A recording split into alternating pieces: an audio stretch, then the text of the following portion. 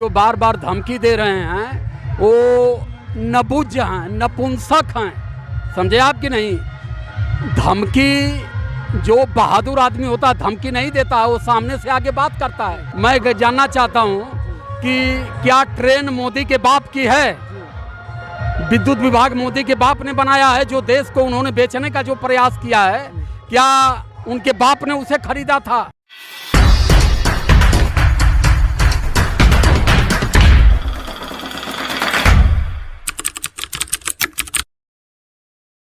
विशाल गाजीपुरी को बहुत ज़्यादा धमकियाँ मिल रही हैं। वो गीत थी आया देश विक्रेता। वो आया देश विक्रेता में क्या ऐसी गीत गा दी थी क्योंकि हमेशा लोग कह रहे हैं कि नहीं ये बहुत ही गलत गीत है। देखिए, मनवादियों की गवर्नमेंट है और मनवादियों की इस सरकार में इनके खिलाफ जो भी बोल देगा, खिलाफ क्या जो सही बोल देगा उसको देश दो ही बता देंगे, उसको पाकिस्तान का बता देंगे, उसको बांग्लादेश का बता देंगे।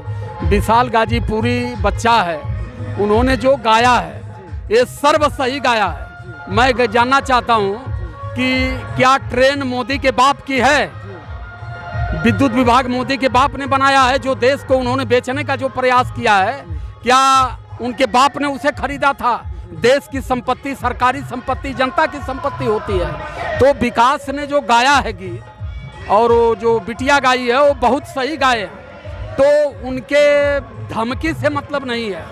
हम कलाकार हैं, हम समाज के लिए जीते हैं। हमने भी कहा उस बच्चे को कि बेटा डरने की ज़रूरत नहीं है, क्योंकि सामाजिक परिवर्तन की ये लड़ाई चल रही है और सामाजिक परिवर्तन के इस युद्ध में मनवादी पगला गए हैं। और मैंने उससे एक बात और भी कहा कि जब कोई व्यक्ति विरोध करता है तो ये जान लेना चाहिए कि तुम उस पर हावी हो।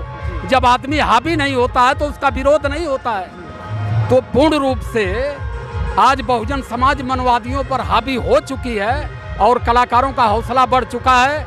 और विशाल गाजीपुरी को जितनी भी धमकियां मिली हैं, वो धमकी देने वाले केवल धमकी दे सकते हैं, कुछ उखाड़ने की हैसियत नहीं है। ऐसा कुछ दिन बात चला था कि वो जो है कि उनके स्टूडियो पर पहुंच करके लोग उनके स्टूडियो जला भी दिए थे। तो मैं कह रहा हूँ कि उन्होंने स्टूडियो का ऊपरी हिस्सा जलाया है और उन्होंने ये प्रयास किया कि इसके हौसले को पस्त कर दिया जाए, पूरी स्टूडियो भी फूंक देते। तो विशाल गाजीपुरी जिस जीवट का लड़का है वो चुकने वाला नहीं है, क्योंकि बहुजन मिशन, बहुजन क्रांति को जो लेकर के चला है उसके सामने हजारों तोप भी खड़ी कर दीजिए तो अपनी बात को से मुकरने वाला व्यक्ति नहीं है। लेकिन सर अभी बहुत से धमकियां, मैं बहुत से वीडियो रिकॉर्डिंग भी सुने होंगे आप, इसमें यहाँ तक कहा जा रहा है कि तुम जहाँ हो वहाँ पे आ जाओ, नहीं तुम भाग रहे फिर रहे हो, तुमको मैं जान से मार दूंगा। ऐसा स्थिति बार बार आ रहा है। ऐसा है कि जो बार बार धमकी दे रहे हैं वो नबुज हैं, नपुंसक हैं, समझे आप कि नहीं। धमकी जो बहादुर आदमी होता है धमकी नहीं देता, वो सामने से आगे बात करता है। किसी के पास हैसियत नहीं, वो फोन पर केवल धमकाते हैं। हमें भी हर रोज फोन करते हैं, आप ऐसा कर रहे हो, ऐसा कर रहे हो, मार दिए जाओगे, काट दिए जाओगे। हमने कहा कि जो भी तुम लोगों की इच्छा करे वो कर लो, लेकिन ये जबान अब बंद नहीं होगी, क्योंकि ये बाबा साहब का दिया हुआ उपहार हमें है, बोलने की आज़ादी है और किसी भी हालत में हमारे विचार को तुम लोग रोक नहीं सकते।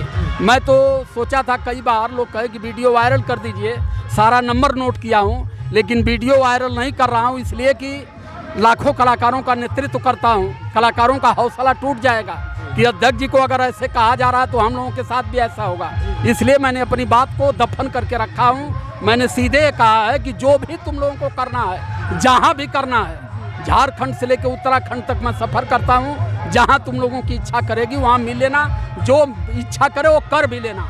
तो सर ये अभी उनको वो मांग कर रहे हैं कि नहीं हमें शस्त्र लाइसेंस की ज़रूरत है, तो आप क्या चाहते हैं? बिल्कुल उनकी सुरक्षा की जिम्मेदारी सरकार की है, सरकार को उन्हें सुरक्षा देना चाहिए। वो शस्त्र मांगते हैं तो तत्काल शस्त्र भी निर्गत करा देना चाहिए। दूसरी चीज़ की मैंने पहले भी कहा हूँ कि कलाकार समाज का रीढ़ होता है। कलाकार को कोई व्यक्ति नहीं बनाता है, कलाकार खुद में कलाकारी पैदा करता है। दूसरी चीज़ कि बाबा साहब के मिशन की बात करना, मानवर कांसीराम साहब की बात करना, ये हर व्यक्ति नहीं कर सकता। जिसके पास जीवट है, जो मौत से डर गया, बाबा साहब कहे थे कि जो व्यक्ति मौत से डर गया इस मिशन में, वो जिंदा भी मुर्दा सामान है। तो हम अपनी कारमा को लेकर के, हम बाबा साहब के अनुयायी हैं, कारमा को हम निकाल चुके हैं, हम लेकर चल चुके हैं। ये धमकी दें चाहे गोली चला दें, हमें इसकी कोई परवाह नहीं है। और इस बात को मैंने विकास को भी कहा कि बेटा डरो मत, ये कर कुछ नहीं पाएंगे। ये तो पहले ही है कि उनके खिलाफ जो कोई बोल देगा तो कहेंगे कि आतंकवादी है, कोई बोल देगा तो कहेंगे कि ये पाकिस्तानी है, कोई मुसलमान को पाएंगे तो कहेंगे बांग्लादेश से आया है। तो ये उनके तिरुप के पत्ते हैं, उसी पर देश को फैला रहे हैं, गुमराह कर रहे हैं। कि भैया जो भी कहना है मुझे भी तुम लोग कह के संतुष्टि कर लो, ताकि तुम लोगों को ऐसा न लगे कि उन्होंने ऐसा कह दिया और हम लोगों ने कुछ नहीं कहा। तो मैं तो कह रहा हूँ कि हर दिन 10 फोन आते हैं रात को, तो रात को तो मैं इसीलिए फ़ोन भी बंद नहीं करता हूँ। 2 बजे तक केवल एक धमकी मिलती है कि मार दिए जाओगे, काट दिए जाओगे, गोली से उड़ा दिए जाओगे। हमने कहा कि जब हमारे परमात्मा बाबा साहब भारत से लेकर लंदन तक लड़े और तुम लोगों की गझियाँ उड़ा दिया, तुम लोग कुछ नहीं उखाड़ पाए, तो आज हमारी 100 करोड़ की आबादी, अब तुम लोग क्या उखाड़ पाओगे? जो भी करना है कर लें, हमें इसकी कोई परवाह नहीं है। अच्छा सर, एक चीज़ और आपसे आखिरी सवाल है कि जैसे धमकी की बात हो रही है, हम लोगों ने बहुत बड़ी बात कर ली धमकी के ऊपर, ऐसा क्या है कि लोग धमकियां देते हैं? ये इस बहुत बड़ा प्रश्न है कि क्या कारण है? थोड़ा सा कारण इसका ये है कि ये बराबर पिछड़े समाज का खून चूस करके जिंदा रहे हैं। अब ये जान गए कि पिछड़े समाज का खून मिलने वाला नहीं है, अब हम मर जाएंगे, इसलिए वो बार बार धमकी दे रहे हैं कि खून देने से इनकार मत करो। तो हम तो अब समझ गए, हम तो जग गए। हमारे प्रभु बाबा साहब B.R. अम्बेडकर ने हमें इतना मजबूत कर दिया है शिक्षा से कि अब हम इनकी हर चाल को समझ गए हैं, क्योंकि इनके पास केवल एक ऑप्शन है, धमकी देना, और दूसरा कुछ करने का नहीं। ये धमकी दें, ये गोली मार दें, ये जेल में भेज दें, इससे अधिक और क्या कर सकते हो?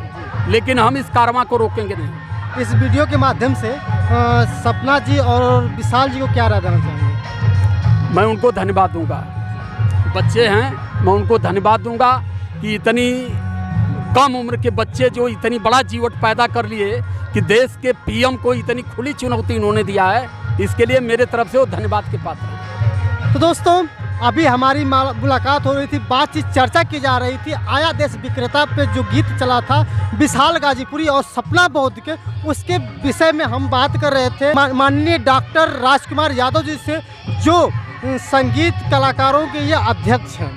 तो अगर आपको ये वीडियो पसंद आई हो तो हम चाहेंगे कि इस वीडियो को अधिक से अधिक शेयर करें। और आप देख सकते हैं एक्सप्रेस, एक कदम प्रतिभाओं की खोज। मैं हूँ सत्यानंद स्वामी।